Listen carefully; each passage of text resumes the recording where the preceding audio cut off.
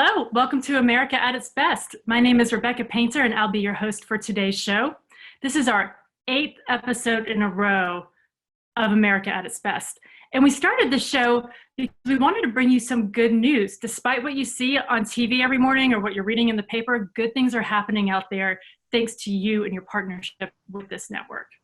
So this morning I stumbled out of bed with my 1-year-old, and the first thing I saw on the news was a talking point to say that today marks the day we aim to have a cumulative count of 100,000 deaths by COVID in this country. I thought that was even more reason for our topic of today's show, and it really showed the importance of what we're talking about today, which is how this network is fast-tracking innovative healthcare solutions that are saving lives. Today we'll be joined by Naomi Lopez of Goldwater Institute and Dan Rothschild, who's the Executive Director of Mercatus Center. Naomi and Dan, thanks for joining us today. Thank you. Now, before we get to you guys, let's pop over to California and say hello to SPN's fearless leader, Ms. Tracy Sharp. Tracy, how are you doing today? I am doing great, Rebecca. We're on week 10 of the shut-in here, and my college-age son went back to his college, and so that was a little bittersweet, but he's moving on and getting ready for his summer internship, so I'm looking forward to summer. Well, good. I think we all are. A different kind of summer, but summer nonetheless. So Tracy, we talked about, I've already mentioned the 100,000 mark, and in order to get ahead of this, everybody's got to pivot quickly with solutions. How has this network adapted to address this pandemic? Like quickly? Right. This is what makes this episode so important, is so many leaders and organizations in this network dramatically and rapidly shifted resources to get ready-made ideas into the hands of governors to help quickly expand access to care at the front end of this pandemic. And in healthcare, speed saves lives. So what was so encouraging and powerful about being ready for this with these ideas is that markets and networks can move more quickly than governments. And in this case, it was so helpful at the front end to really equip governors in both blue and red states to move forward and quickly expand access. So I'm looking forward to just this and other breakthroughs that our panelists are going to talk about today. Great. Well, thank you, Tracy. With that, let's turn it over and get to it with Naomi Lopez, who's the health policy expert at Goldwater Institute. Naomi, we are so glad you're with us today. Now, you're calling in from Illinois. How are things on the ground in Illinois? Well, we're still locked down here in Illinois, but it is a pleasure to be with you here today. Well, you might be locked down, but I know you've been a busy lady. So before we get right to it, first set a vision for us, because I think we're all somewhat familiar with the challenges of the healthcare system. What is Goldwater's vision for what healthcare should be like in America? The Goldwater Institute is focused on getting the right treatment to the right patient at the right time. And we do that through our policy work, but we also do it through litigation. So we have a lot of really strong strategy operating at both the federal and the state level to implement these changes and make sure that when lives hang in the balance, people are able to get those treatments that they so desperately need. So you talk about policy work and litigation. Some of us are familiar with Goldwater's big success in Right to Try. Can you tell us about that and what lessons you learned from Right to Try that are helpful now in the middle of the pandemic? It is my strong belief that our work on Right to Try has really shined a bright light and really elevated the important role and the sometimes very destructive role that the FDA can play in people's lives. The Right to Try is based on the idea that a terminally ill patient should not have to beg the federal government for permission to save their life. If a treatment that is in clinical evaluation has passed the basic safety test, which is the phase 1 clinical trial process, and their physician is recommending a treatment, they should be able to move forward without having to ask the federal government for permission to do so. It passed in 41 states and it is now federal law. And I am so thrilled to tell you that right to try is not only saving lives, it is not only available to patients now at clinical oncology sites around the country, but it is setting up our Right to Try 2.0 and really accelerating, I think, the potential and opportunity for reforming the FDA and really realizing the vision of getting the right treatment to the right patient at the right time. Well, that's a vision I think we can all get on board with. So help me understand then what's happening now in the middle of the pandemic, because it seems like there's not enough tests, there's not enough treatments, and lives aren't being saved at the pace where you would want them to be. So what barriers are in the way to that? Well, unfortunately, a lot of barriers remain. And I think that one of the best examples is the controversy around hydroxychloroquine and whether or not the 70-year-old drug that has a very well-established safety profile is an appropriate treatment. What most people Is don't that the one that President Trump took? Is that the same drug that, okay. That is. So okay. It is perfectly legal for a physician to prescribe hydroxychloroquine or any other FDA-approved treatment for an indication other than the original approval. Right now, hydroxychloroquine is the first-line treatment in many hospitals around the country.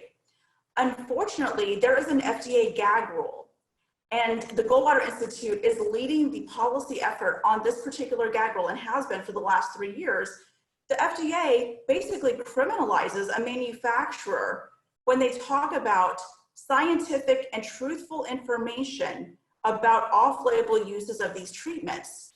Hydroxychloroquine has been getting all the attention, but the reality is that every single drug that's currently approved and on the market for lupus and rheumatoid arthritis are being evaluated for COVID-19 for a number of medical reasons. But the reason it's also important is for patients like Chuck, who I just met last week. He is in his 30s, he's married, he's facing cancer. His particular genetic mutation is actually, it's actually in clinical trials for a second indication of an already approved treatment, but his insurance is rejecting it. And unfortunately, the manufacturer is not legally allowed to go and tell the insurance company about how successful this FDA-approved treatment for a different cancer is, how well it's working. We are working to remove this gag rule. We've passed laws in 2 states where it passed unanimously, and we're now elevating it to additional states as well as the federal level. But it's this kind of bureaucratic rules and red tape and clearly FDA overreach that not only violates important constitutional protections that are well established at both the federal and the state level, but also undermines the ability of doctors to get patients the right treatments that could potentially save their lives. So are you saying, Naomi, that if the gag rule did not exist, somebody could have come out and said, hey, this is a good thing that Trump is taking this and here's why? Well, yes, and what we do know, and obviously, we don't want politicians, whether they be the president or a governor or anyone else, recommending medical treatments. That should be left to physicians and clinicians. Agreed. But what is happening is that physicians are going into chat rooms to trade and swap information. That is not the 21st century approach to sharing truthful scientific information about clinical evaluations that are currently taking place. And because of this FDA gag rule, the information is not freely available. You and I can get on Google and find out a lot of information about a lot of treatments, but a physician shouldn't have to take those steps. A physician shouldn't have to go into a secret Facebook group to learn about what seems to be working for a particular group of patients at a particular stage of the COVID-19 disease. Right. So aside from the gag orders, what other big barriers are you finding right now? Well, there certainly are a lot of barriers. The CDC's and FDA's missteps early on in the crisis have been devastating. We also know at the state level, policies that state policies that require that COVID-19 patients be sent back to nursing homes is absolutely appalling. There are a lot of obstacles that remain. And very recently, we saw the FDA put a halt on the SCAN project in Seattle, which was trying to figure out how many people actually are COVID positive. The FDA put a halt to that project on May 12th due to paperwork, because that project didn't have permission from the FDA to share the test results of the COVID-19 tests with those patients. This project has been on hold for weeks now. There are hundreds, if not thousands, of patients who don't have that information, and it's been stalled. It's just come to a screeching halt. It's absolutely appalling and it's unacceptable. And these are the kinds of changes that we were working to make both legislatively and at the executive level. Wow. So on a more positive note, if you had to point to one or two things that have gone well in terms of the government's response to the pandemic, or private sector, anybody's, what would you point to? Well, in addition to the spirit of the American people and all of the civil society enthusiasm that we see all around us, whether it's people making masks, whether it's people sharing food at food pantries, when you take a look specifically at treatments and the vaccine process, we have reason to be very optimistic that we might see a vaccine in a matter of months. This is unprecedented. We have never seen vaccine development come to market at that rate. It's usually a decade. So this idea and this demonstration and proof of concept that whenever the private sector collaborates with other companies, with researchers around the country, they've made their scientific information available on open source platforms. You've also seen the FDA remove obstacles that hinder and really slow down the vaccine approval process. We now know, and we can now show and demonstrate that it is possible to accelerate treatments, to really move forward these treatments that patients so desperately need and that our economy is relying on. So this idea that we need more data, or that it's going to take 10 years to bring a potentially life-saving treatment for patients whose lives hang in the balance, we know is absolutely false.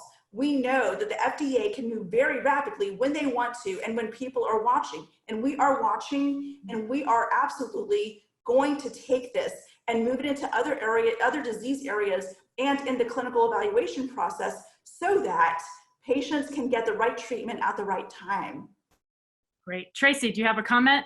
Well, yeah, I was just going to applaud Naomi for just amplifying that story of American ingenuity and our problem-solving power throughout this country.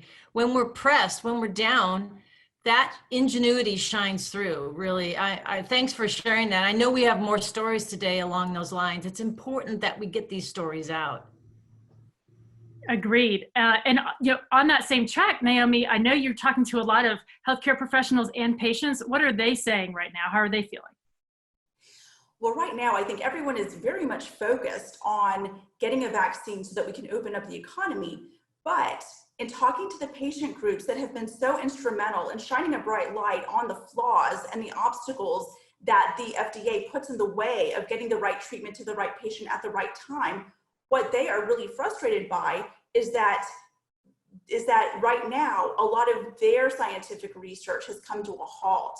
They have been put at the end of the list for getting the FDA's attention, for allowing them to move further down in the clinical trial process. And so what that is doing, I think, is really motivating some members of Congress who we work very closely with, particularly on technical assistance for bill development, as well as mobilizing patient advocacy groups to really educate lawmakers, the media, and the public about what these treatments mean to those patients and why they're so important.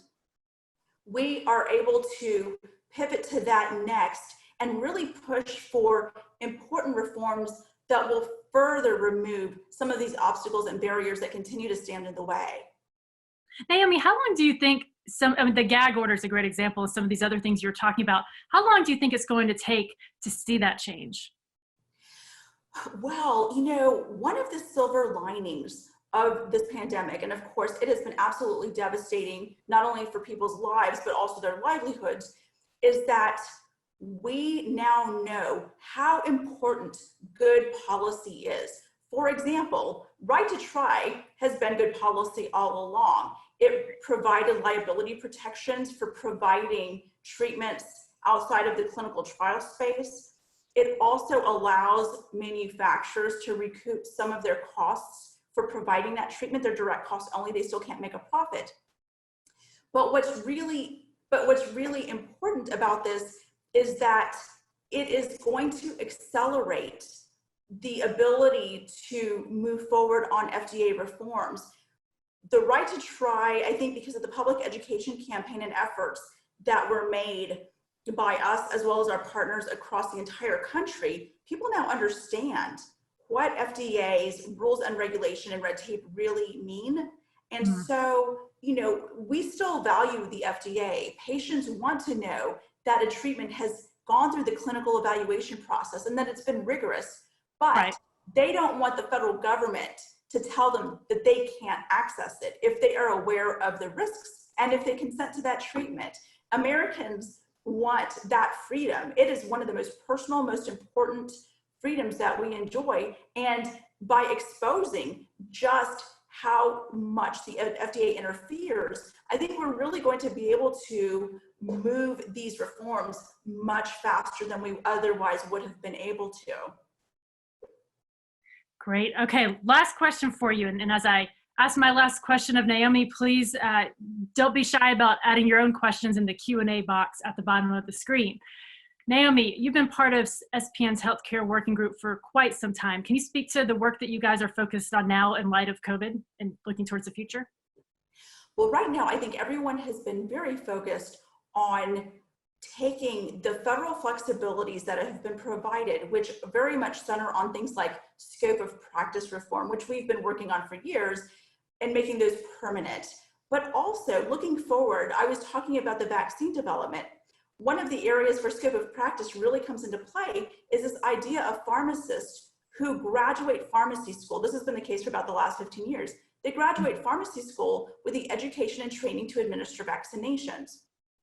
Unfortunately, a lot of states don't grant pharmacists that scope to be able to provide vaccines. And even when they do, a lot of times they tether that to CDC recommendations to provide those vaccines. The CDC uses cost-benefit analysis to determine whether or not they're going to recommend a vaccine. So we know it's very much out of date and has nothing to do with the individual patient and what's best for them.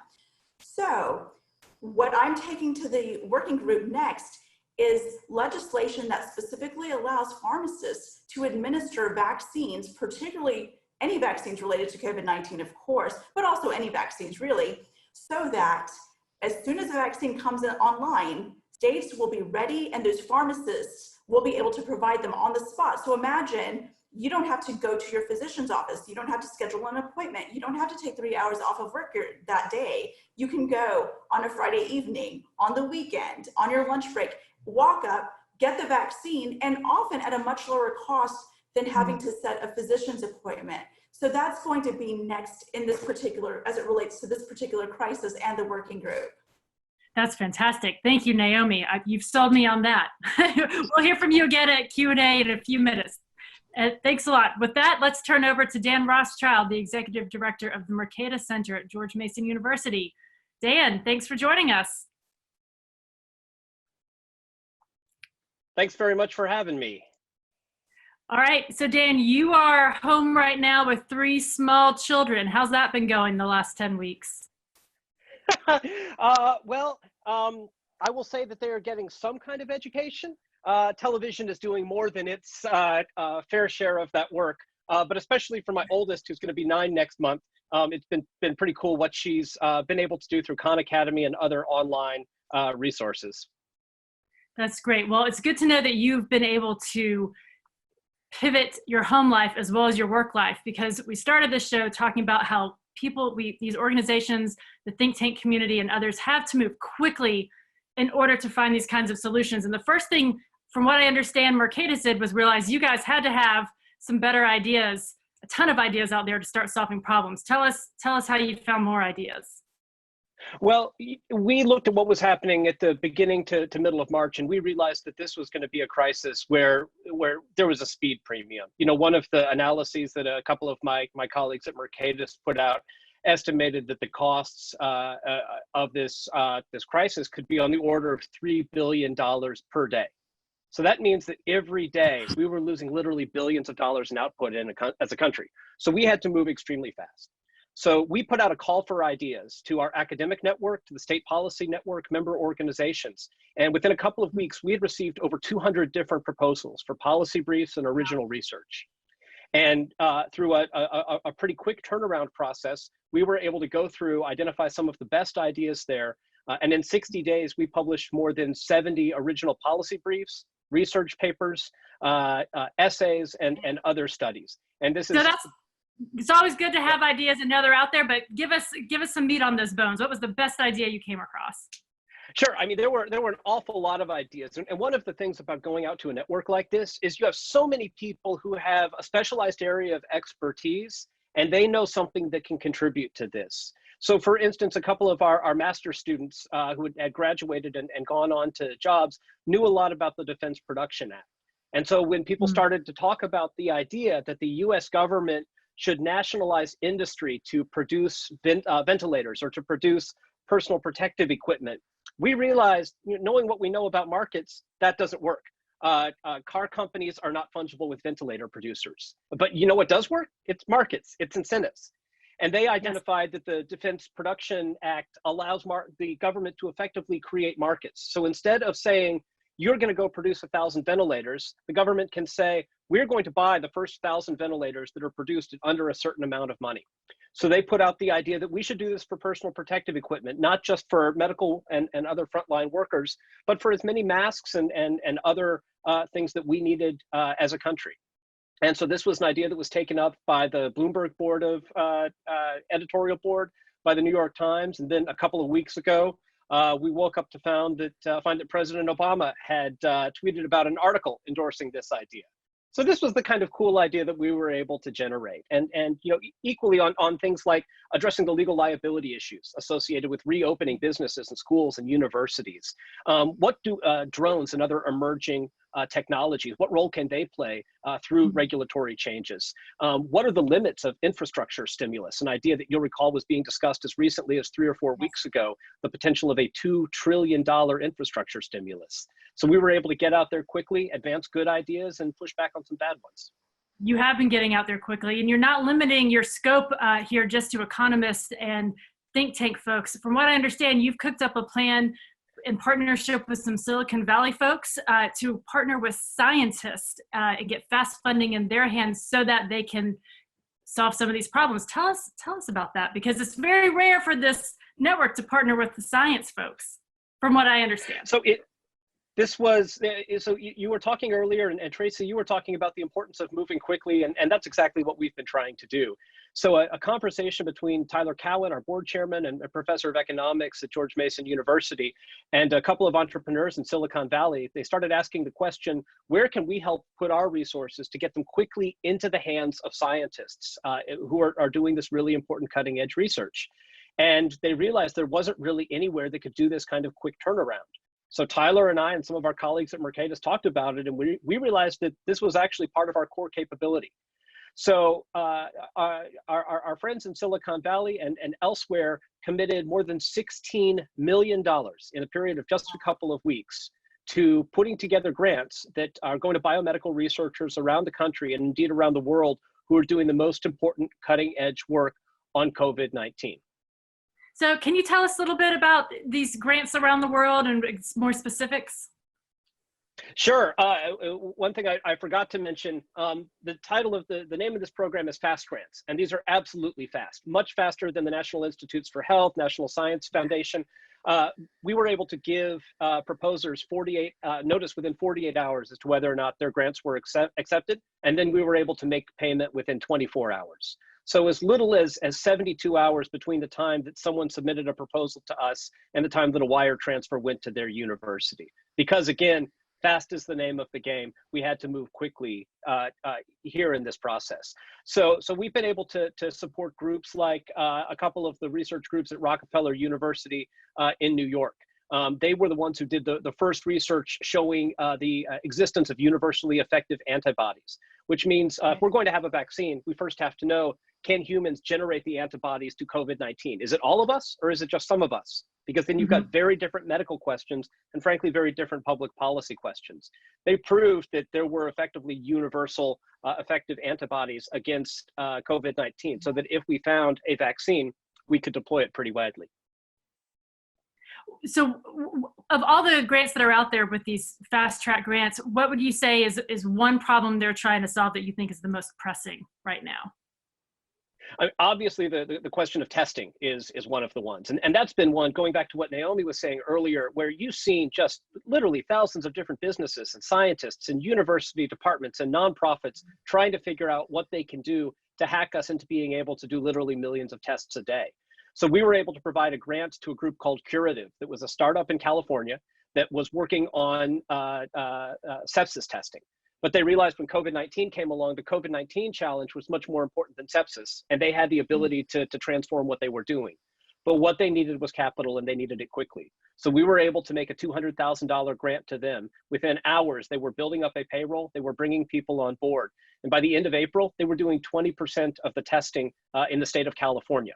They were also the first group to have come up with a spit test so that you can, spit in a vial, and get the work done on that without the rather unpleasant, from what I'm told, nasal and costly nasal probes. What about your grantees that are overseas? What kind of things are they working on? This has been really fascinating to watch, and I've heard it said, and haven't seen any proof to the contrary, that at no point in human history have more people come together to learn more quickly about one thing than we have over the last 6 months around COVID-19. It's been absolutely fantastic. And so you remember the old expression, the sun never sets on the British Empire. The sun never sets on fast grants recipients. Because when scientists go to bed in the United States, people are waking up in Europe and they're continuing their research. Then it's happening in Asia and then back to North America. So we were able to really support scientists that are literally working on this 24/7 around the globe. Well, that's amazing. All right, so you've covered the ways you get the ideas out. You've covered science and making sure you're funding all these great ideas. Last week, we heard from Nick Gillespie at Reason about how he's concerned about kids who are in their 20s right now and how this is going to impact them and shape their values moving forward. Is Mercatus doing anything to help these kids out? So, what happened to us at George Mason University and basically every other college and university in America was that sometime around the middle of March, it was spring break for a lot of places, kids and students and professors were told, go away for spring break and don't come back. And so all of a sudden, professors and colleges and universities and high school teachers as well were told that, they need to move their education online and they need to do it with basically no preparation. So Marginal Revolution University, which is our online economics education platform, we've been teaching online since 2012, stepped in. We've built a Facebook community of more than 1,200 economics educators to help them figure out, working with one another, what are best practices for moving teaching in a classroom 1 week and literally as quickly as 10 days later, teaching in an online environment. So they're using MRU, it's the world's premier free market-oriented economics education platform, now in literally thousands of classrooms more than they would have in the past. We adapted our curriculum so that some of our leading macro and micro curriculum, for instance, wasn't just focusing on theoretical questions in economics. It's focused on the questions in economics that matter right now. So what role do prizes and incentives have in vaccine development? What are the economics of public health challenges? And then whatever happens this fall, anyone who tells you the colleges and universities are going back to normal is selling you a bill of goods. A lot of places are going to try, but there isn't going to be anywhere that's going to start as normal in August and make it through December. So we're working with teachers right now, we're working with professors right now to develop a flexible online micro and macro curriculum that can go back and forth seamlessly between teaching in the classroom and teaching online. So that no matter what happens in the fall, faculty and teachers can continue to teach because there's one thing that we know, more people knowing more economics makes for a better society. And we can't advance good economic ideas without a good widespread understanding of economics. Great. Now, Dan, the Superman speed with which Mercatus has been able to pivot these last 10 weeks is just, it's mind-boggling. It's awesome. Of everything you guys have accomplished, what do you think you're most proud of? Honestly, I'm most proud of the fact that we've been able to do this completely virtually. Unlike, the State Policy Network, which is, used to running a virtual office and used to working with dozens of groups around the country virtually and across different time zones. The fact that my colleagues at Mercatus were able to pivot so quickly to be able to do all of this online, I think has been, I just want to say how proud I am of them. And that, as usual, the best ideas that we've had at Mercatus about ways to do things, about partnerships across the State Policy Network and across our academic community, these have come in from all around. So we've been able to partner with scholars at the Goldwater Institute, at universities around the country, people in the private sector, to surface good ideas and to get resources into the hands of people who are making a difference. So it's just this real group effort that everyone across the State Policy Network community has been involved in. Okay, thank you. Well, we will end on that note and move over to Q&A. Again, as I mentioned earlier, there is a Q&A box at the bottom of your screen. Please don't be shy about asking a question. In the meantime, some of you guys have already asked. So let's start with the first one from our friend Ed Johnson. Ed, so glad you're back with us this week. Ed wants to know what regulations hinder early use of life-saving solutions. In other words, what kind of bureaucratic hurdles are happening out there, multi-agency approvals, that kind of thing. Naomi, why don't we start with you? That's a terrific question, and it really does get to the heart of getting the right treatment to the right patient at the right time. Right to Try removed a lot of the red tape and bureaucratic obstacles to that, but because of the strategy that we had to take, because anytime we advance reform, we will go to court and defend that idea. And so going to battle against the FDA, we had to make sure that we would win in court. So the Right to Try is based on phase 1 approval, basic safety testing. But what we are moving into next is Right to Try 2.0, which is really about, we've heard of personalized medicine, which is a treatment that can be targeted to your specific genetic mutation, for example. This is really common with cancer and some other neurodegenerative diseases. Mm-hmm. But we now have the science that's able to create an N of 1 treatment for one specific patient. My treatment would be completely different than your treatment, even if we had the same genetic mutation and the same disease. So Right to Try 2.0 is based on this idea that the regulation should be around the safety aspects of creating the treatment. The FDA already does food safety. You have to have regulations to make sure that your equipment is safe, for example, that it's clean, that the processes are in line with good scientific and medical standards. But this next iteration of Right to Try is going to focus on these N of 1 treatments. That is going to really accelerate the potential and the promise of what scientific and healthcare innovation is already delivering today, but where regulations and red tape are standing in the way. Great. All right. Tracy, Dan, anything to add?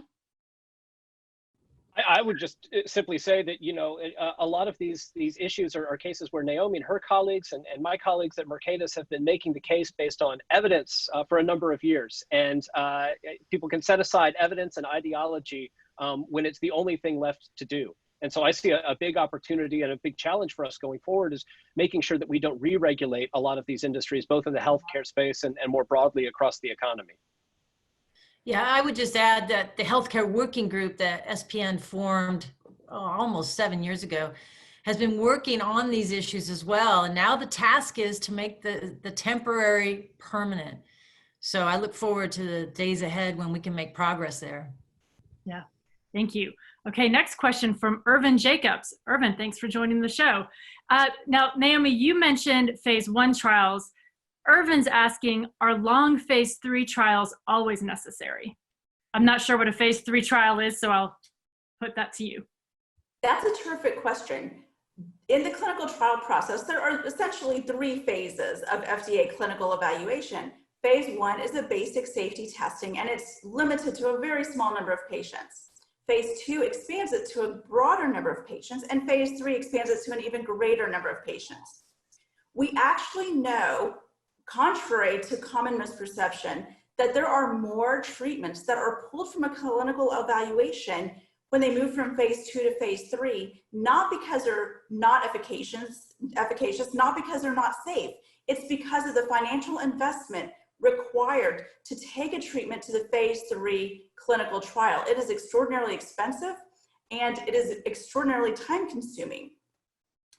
What we are doing now is taking a look not only at what is happening overseas, but also supporting legislation here in the US that would allow companies and manufacturers to have what's called a provisional approval after phase 2. That would allow them to recoup some of their financial investment because they could commercialize their treatment, and it would be provisionally approved for a certain amount of time while it continues through the clinical evaluation process. This is not something new. Japan did this several years ago with their regenerative medicine treatment. What we're now seeing in Japan is an enormous amount of foreign direct investment in regenerative medicine. You're also seeing a lot of investment in the manufacturing facilities for these treatments. These treatments are extraordinarily expensive at first glance, but when you consider that you're actually curing a disease that would have once killed you, it's not that expensive. But in addition, when you're able to scale it up to produce far more treatments at one time, you drive down the cost of each treatment. There's enormous progress being made in Japan. Just this week, the FDA counterpart in Europe has approved remdesivir, which is produced by Gilead, which has gotten an enormous amount of press attention for reducing the length of COVID-19 illness for many patients by about a third of hospitalization time, to commercialize that for 1 year. These are the types of models that the United States not only should be following, but actually should be leading the way on. And we're very supportive, specifically of Senator Cruz's bill that would allow for reciprocity approval of treatments that are already approved overseas. There are a lot of areas where we can actually not necessarily skip the clinical evaluation, but actually move forward the date where a treatment is commercially available, which allows the manufacturers to provide that treatment and not just, put it back in their library of failed trials, but also bring it to patients who absolutely will benefit from having these treatments years ahead of schedule at a time when it makes the most difference and can impact their own health. Thank you. Thank you, Naomi. Anything to add? I think you covered it, but Dan, Tracy? Okay. Next question from our friend Byron Lamb. Are there state level regulations that present obstacles similar to the ones at the federal level, or even worse? Naomi, we'll start with you. You're on a roll. Sure.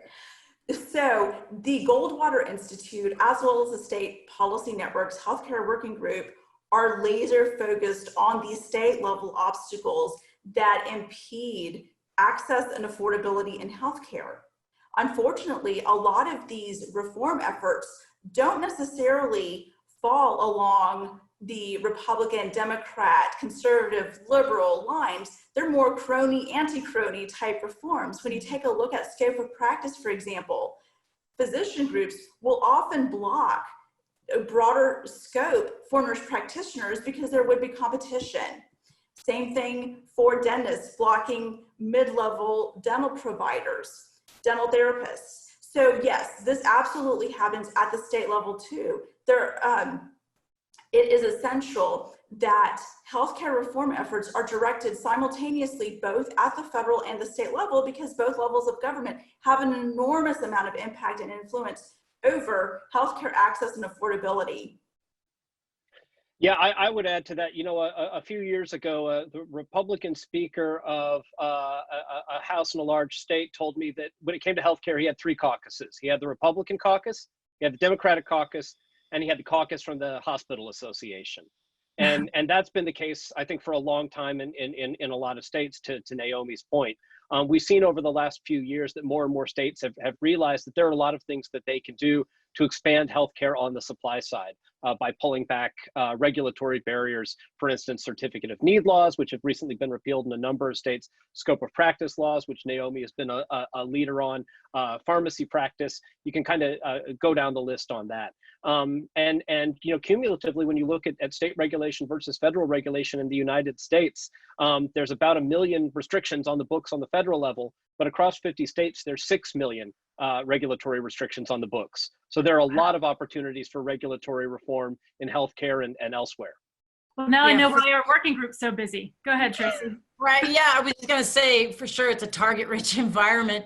This is why it's so important that we have a state think tank presence in all 50 states, where they can read the lay of the land, know the relationships that matter, and then work with important national partners like Mercatus and all the great work that Goldwater does, both in Arizona and across the country, to customize it and find a path to reform in that particular state. So there's an art and a science to it, for sure. And this is where proximity matters and great partners matter as well. Thank you. Well, that's the end of our questions. Any final thoughts from any of our panelists before we wrap up today? Well, I think that this COVID-19 crisis really illustrates why good policy matters. It matters all the time, but it has really mattered at this time of crisis, whenever we have to be nimble and respond quickly and really understand the best path forward. And so I am so grateful to work in this particular area and work with such wonderful Liberty colleagues around the country. But this is why we spend so much time and effort on healthcare. It is about good times and having good policy in good times and in bad. And we are going to pivot next to making sure that we take the opportunity to really move forward and accelerate the good policy that will expand opportunities for getting the right treatment to the right patient at the right time. And I just say, if you want to see bad news, if you want to see misadministration, you can always look to Washington for that. We're happy to give you plenty of that. But on Memorial Day, I took a long walk in my neighborhood, or through a bunch of different neighborhoods, and I noticed that everyone was social distancing and they were wearing masks. And it's kind of amazing when you think about it, that there were basically no masks in America outside of wood shops and hospitals as recently as 2 months ago. And now there are literally billions across the country. And that's what happens when you set forth people with sewing machines. You set forth entrepreneurs. People figure out ways to solve problems. That happens on the state level. That's what's happening with COVID-19. And if we release, if we unleash America's entrepreneurial spirit, I have no doubt that that's the way that we are going to solve, that's the way that we are solving the healthcare crisis, and that's the way that we're going to solve the larger economic and public policy crises. I would just say, Rebecca, as we wrap up, a couple things come to mind after hearing our panelists today. One is, I love the Right to Try story, because it's an idea, a reform idea, that was born in a state here, Arizona, and the Goldwater Institute championed this in, I think you said 41 states, right, Naomi? That's and right. it created this tipping point that the feds could not ignore, and it became federal law. It's a great example, one of many, where state solutions have led to national impact, and it's continuing to have impact. I look forward to Right to Try 2.0, especially during these times. So that's a great story, and I think it's something that really sticks with me in our work as we toil in the states. We are making a difference. I think the second thing is what Dan said about how his team found this higher gear to pivot and change their way they work, everyone working from home. They adapted so quickly, and it's in a policy area. Healthcare is not an easy policy to work in because it deals with the human condition. There's talk about uncertainty. It is such a challenge. And Dan's team, Goldwater, so many in this network rose to that challenge. And finally, that would not have been possible had it not been for our generous supporters who give year in, year out to this network. It's enabled this network to be able to pivot very quickly, to be able to rise to the challenge and adapt quickly and mitigate suffering out on the ground and forge ahead with new ideas, new breakthroughs, as Dan was talking about, and what Naomi's going to be working on in the days ahead. We have a lot to look forward to. It's a challenge, but I think we're on the right track. So many thanks to our panelists and all their hard work. I'm grateful. This is week 8, right, Rebecca? And I think we're going to shift our schedule coming up. We are. So as you guys know, states are starting to reopen and people are getting busy again. So we want to respect that. And we're going to be starting the show every other week instead of every week. So starting June 10th, I hope you guys can join us. We're going to be talking about how the state voice is still being heard with the administration and the great work that this network's doing at the White House right now. So I hope you guys can join us. Thank you. Thank you, Tracy. Thank you, panelists. And for those of you watching, thank you for making all of this possible. We appreciate you. Take care. Thanks.